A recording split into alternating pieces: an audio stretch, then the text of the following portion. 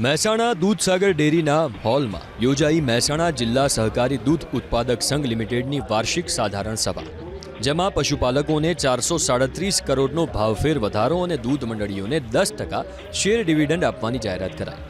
સાથે જ દૂધ ઉત્પાદકોના વીમાની રકમ અકસ્માત મૃત્યુ વખતે 2 લાખ હતી તે વધારીને 4 લાખ કરવામાં આવી છે. 65મી વાર્ષિક સાધારણ સભામાં ડેરીમાં સૌથી વધુ દૂધ ભરાવનાર 10 દૂધ મંડળીઓ અને 10 પશુપાલકોનું સન્માન કરાયું હતું. 750 કરોડની મિલકત વધવાની સાથે દૂધસાગર ડેરીનું ટર્નઓવર 8054 કરોડ પર પહોંચી ગયું છે. ડેરીના ચેરમેન અશોક ચૌધરીએ પ્રતિક્રિયા આપતા કહ્યું કે નિયામક મંડળ અસ્તિત્વમાં આવ્યા બાદના પ્રથમ વર્ષે 121 કરોડ, બીજા વર્ષે 375 કરોડ, ત્રીજા વર્ષે 402 કરોડ, જ્યારે આ વર્ષે 437 કરોડનો ભાવ વધારો જાહેર કરવામાં આવ્યો છે, જેનાથી પશુપાલકોમાં ખૂબ જ ખુશી છે.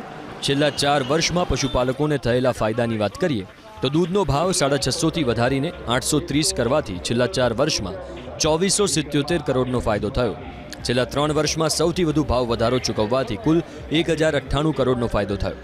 દાણના ભાવ ઓછા રાખવાથી દૂધ ઉત્પાદકોને છેલ્લા 4 વર્ષમાં કુલ 200 કરોડનો ફાયદો થયો છે. દૂધ ઉત્પાદકોના વીમાની રકમ 35,000થી વધારીને 1 લાખ કરવામાં આવી. ઉંમર 59 વર્ષથી વધારીને 65 વર્ષ કરવામાં આવી, જેના પરિણામે દૂધ ઉત્પાદકોને મુશ્કેલીના સમયે 26 કરોડથી વધુ આપી શકાય.